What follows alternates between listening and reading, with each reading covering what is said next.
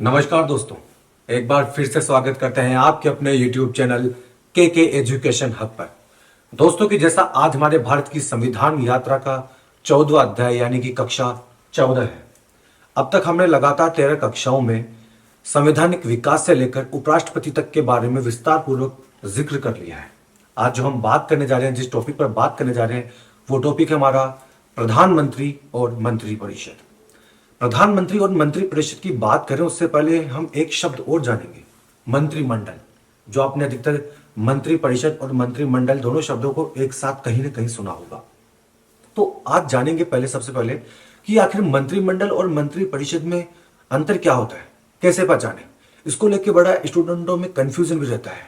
इनको समझने के लिए देखिए, दो चीजें होती है। क्या होता है? एक मंत्रिमंडल और एक मंत्रिपरिषद। अगर हम आकार की बात करें तो मंत्रिपरिषद 3 प्रकार का होता है। क्या होता है? 3 प्रकार का। जबकि मंत्रिमंडल में सिर्फ एक प्रकार के मंत्री शामिल होते हैं। क्या होता है? मंत्रिपरिषद 3 प्रकार का होता है, जबकि मंत्रिमंडल सिर्फ एक प्रकार के मंत्री शामिल होते हैं। तो मंत्रिपरिषद का आकार अपने आप बड़ा हो रहा है, मतलब मंत्रिपरिषद का आकार व्यापक होता है मंत्रिमंडल के सापेक्ष में। आइए देखिए मंत्रिपरिषद और मंत्रिमंडल। सबसे पहले बात करते हैं मंत्रिपरिषद के प्रकार। तो मंत्रिपरिषद 3 प्रकार का होता है। कौन कौन से मंत्री शामिल होते हैं इसमें? एक कैबिनेट मंत्री शामिल होते हैं, एक राज्य मंत्री शामिल होते हैं और एक उप मंत्री शामिल होते हैं। कौन कौन?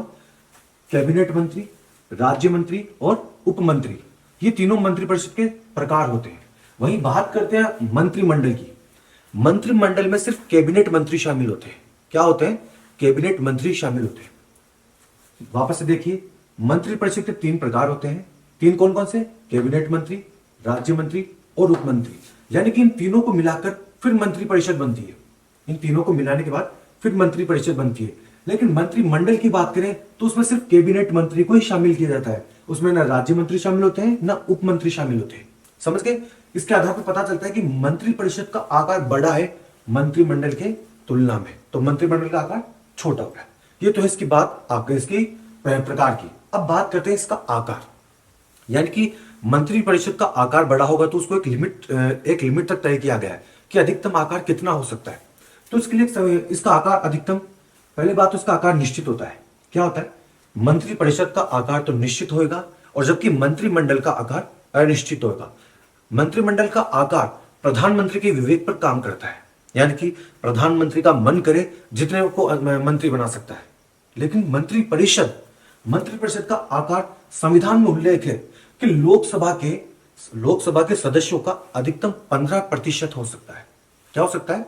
मंत्रिपरिषद का आकार लोकसभा के सदस्यों का अधिकतम 15% हो सकता है। उससे एक भी ज्यादा मंत्री नहीं हो सकता। यह संविधान में प्रावधान किया गया है। इस संविधान में प्रावधान किसी न किसी संविधान संशोधन के तहत किया गया होगा। इसके लिए एक संविधान संशोधन किया गया, 91वां संविधान संशोधन 2003। कौन सा? 91वां संविधान संशोधन 2003। यही सवाल अभी हाल ही में जो राजस्थान में बड़ी चर्चित वैकेंसी चल रही है पेपर लीक के मामले में, राजस्थान एसआई सब इंस्पेक्टर 2021 में सीधा सवाल यही पूछा था एसआई 2021 में कि मंत्रिपरिषद का संविधान संशोधन पूछा था। इसका आकार कौन सा संविधान संशोधन के तहत फिक्स किया गया? तो मंत्रिपरिषद का आकार 91वें संविधान संशोधन 2003 के तहत लोकसभा सदस्य के अधिकतम 15% सदस्यों का प्रावधान किया गया। वही बात करते हैं मंत्रिमंडल की। पहले हमने बात की मंत्रिमंडल में कि इसका अनिश्चित आकार होता है, यानी कि प्रधानमंत्री के विवेक पर कार्य करता है। मतलब प्रधानमंत्री का जी करे उसको मंत्री बना ले, जी करे तो उसको बना ले, उसकी मर्जी जितने मंत्री बना सकता है। कौन? प्रधानमंत्री। ये मंत्रिमंडल का प्रावधान ये 44वें संविधान संशोधन 1978 के तहत संविधान में जोड़ा गया था। क्या था?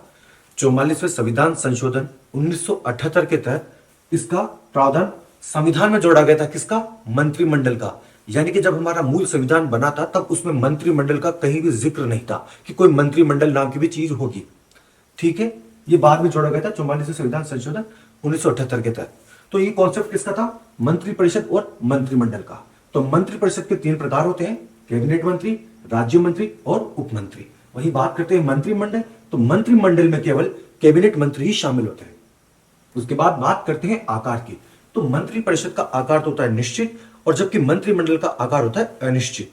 मंत्रिमंडल का आकार कितना होगा? लोकसभा के जितने सदस्य हैं उनका अधिकतम 15%। और ये प्रावधान कब जोड़ा गया? 91वां संविधान संशोधन 2003 के तहत ये प्रावधान जोड़ा गया। उसके बाद बात करते हैं मंत्रिमंडल। तो मंत्रिमंडल का आकार अनिश्चित है, ये प्रधानमंत्री के विवेक पर काम करता है। और इसका मंत्रिमंडल को संविधान में कब जोड़ा गया? 44वां संविधान संशोधन 1978 के तहत। ये सारी बात हो गई मंत्रिमंडल और मंत्रिपरिषद की। आइए आगे बात करते हैं। अब इसके जो अनुच्छेद में प्रावधान है उनके बारे में जिक्र करते हैं। देखिए, इसके लिए सबसे पहले पढ़ते हैं अनुच्छेद 74। अनुच्छेद 74। अनुच्छेद 74 क्या कहता है? अनुच्छेद 74 में मंत्री परिषद का उल्लेख किया गया है। किसका? मंत्री परिषद का उल्लेख। आपसे पूछे सवाल कि मंत्री परिषद का उल्लेख संविधान के किस अनुच्छेद में है, तो अनुच्छेद 74। मंत्री परिषद का उल्लेख।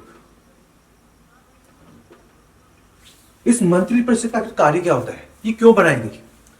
मंत्री परिषद बेसिकली देखा जाए तो राष्ट्रपति की एक टीम के रूप में काम करती है। क्या करती है? टीम के रूप में काम करती है। यानी कि राष्ट्रपति जो भी कार्य करता है वो मंत्री परिषद की सलाह पर ही करता है। बिना मंत्री परिषद के सलाह के राष्ट्रपति कुछ भी कार्य नहीं करता। यानी कि समझिए, जैसे कि ये राष्ट्रपति है, ये राष्ट्रपति है, ठीक है, इसकी सलाह के लिए एक टीम होगी, मतलब 8-10 जने, जितने भी जने होते हैं जो उसके बताए आकार के हिसाब से वो एक टीम होगी। इस टीम का जो एक लीडर होगा, कौन होगा? एक लीडर। इस लीडर को हम ही बोलते हैं प्रधानमंत्री। यानी कि मंत्री परिषद का प्रधान प्रधानमंत्री होता है। तो ये राष्ट्रपति की सलाह के लिए एक टीम बनाई जाती है, मंत्री परिषद। इसका यही काम होता है कि राष्ट्रपति इनसे सलाह लेके ही सारे काम करता है। ये राष्ट्रपति को कोई सा भी कानून लागू करने के लिए सलाह दे सकती है, ठीक है। बेसिकली ये बात होती है। मंत्रिपरिषद जो राष्ट्रपति को सलाह देती है उसकी किसी भी न्यायालय में जांच नहीं की जा सकती। ये फैक्ट भी आपको ध्यान रखना है कि मंत्रिपरिषद अगर राष्ट्रपति को किसी भी चीज की सलाह देता है तो उसकी कोई कानूनी जांच नहीं की जा सकती। वो सिर्फ उसकी मर्जी से माने तो माने, नहीं माने तो नहीं माने, ठीक है।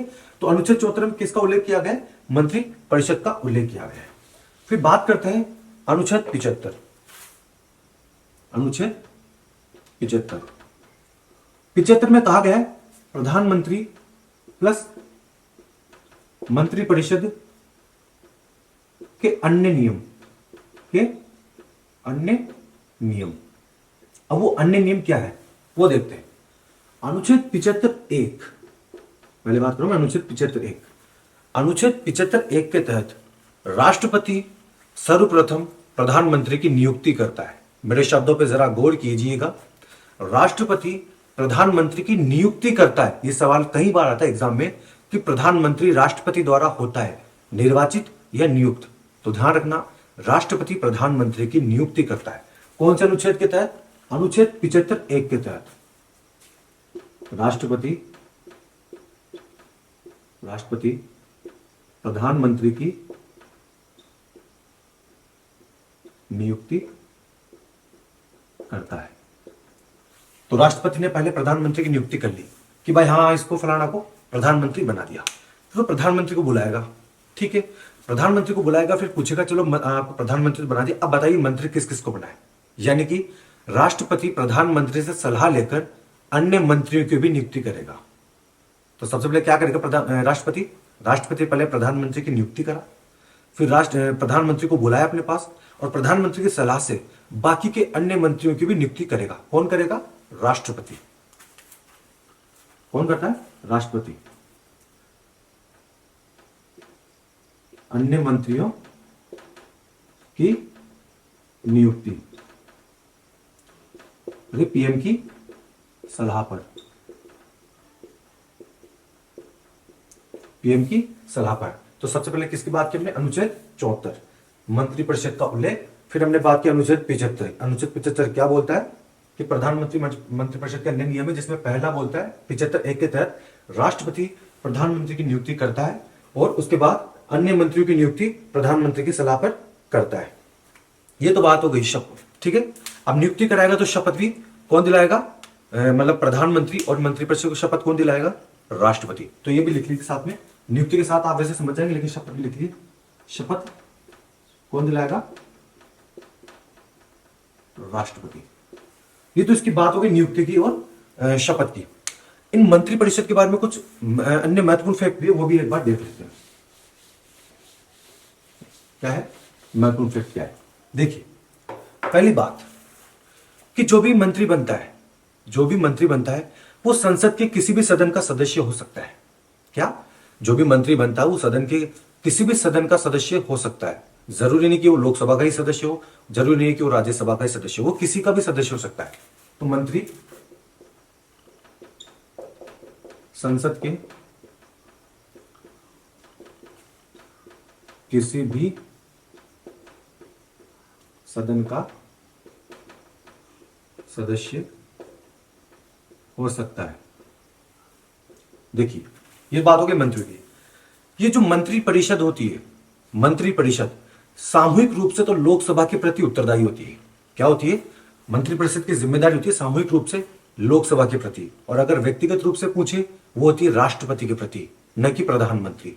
ध्यान दीजिए, मंत्री परिषद सामूहिक रूप से लोकसभा के प्रति उत्तरदायित्व होती है।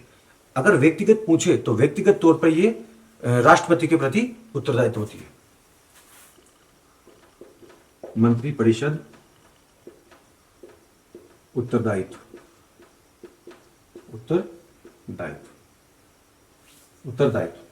उत्तरदायित्व में क्या बोलेगा आप? सबसे पहले अगर पूछे व्यक्तिगत तो व्यक्तिगत किसकी होगी? राष्ट्रपति। और सामूहिक पूछे तो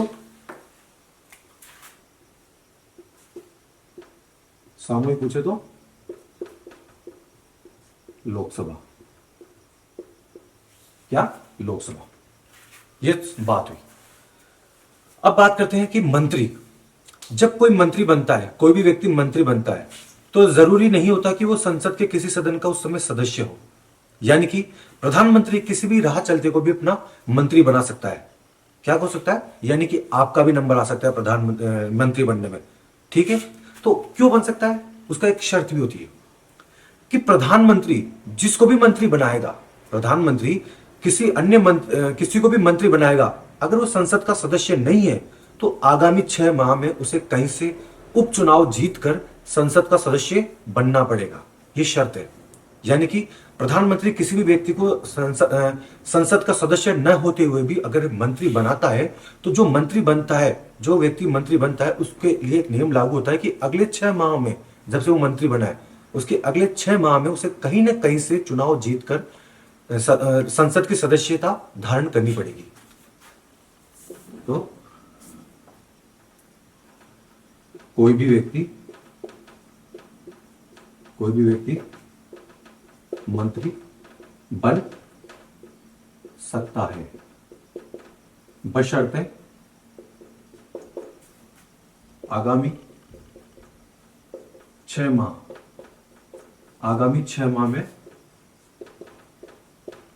उपचुनाव जीतना अनिवार्य।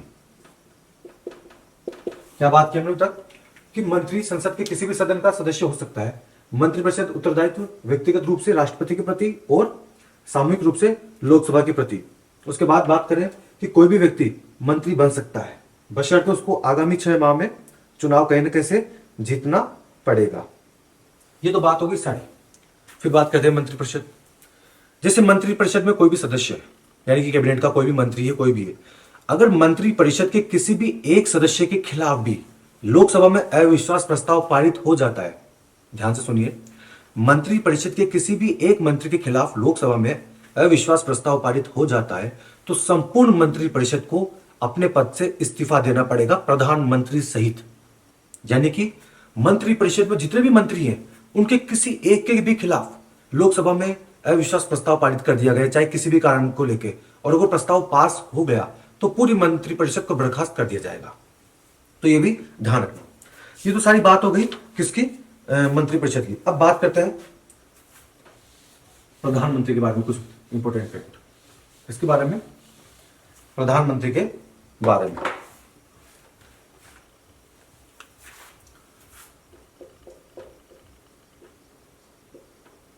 प्रधानमंत्री, पहली बात तो देखा हमने कि प्रधानमंत्री कौन होगा? प्रधानमंत्री बहुमत प्राप्त दल का नेता होता है।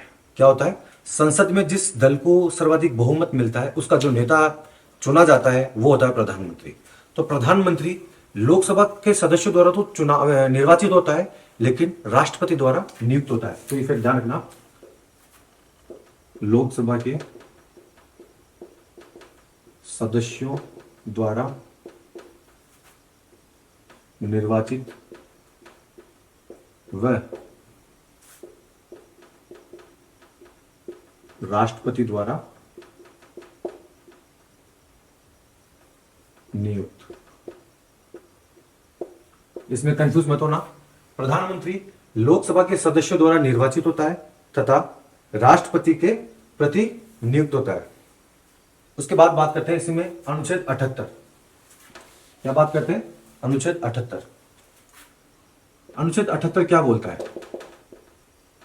अनुच्छेद 78 कहता है प्रधानमंत्री के राष्ट्रपति के प्रति क्या क्या कर्तव्य होते हैं। इसका उल्लेख कौन से अनुच्छेद में किया गया है? अनुच्छेद 78 में।